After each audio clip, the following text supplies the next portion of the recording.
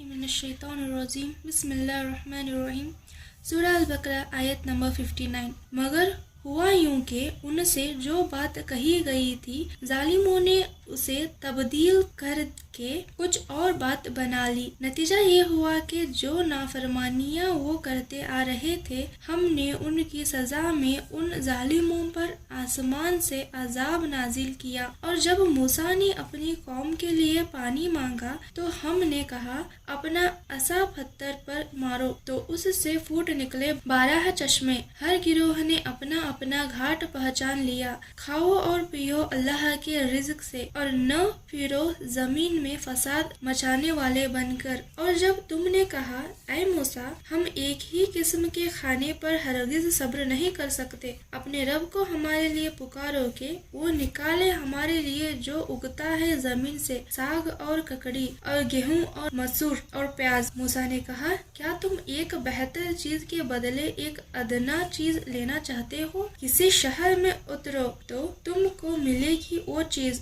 جو تم مانگتے ہو، اور ڈال دی گئی ان پر ذلت اور محتاجی، اور وہ غضب الہی کے مستحق ہو گئے۔ یہ اس وجہ سے ہوا کہ وہ اللہ کی نشانیوں کا انکار کرتے تھے اور نبیوں کا ناحق قتل کرتے تھے۔ یہ اس وجہ سے کہ انہوں نے نافرمانی کی اور وہ حد پر نہ رہتے تھے۔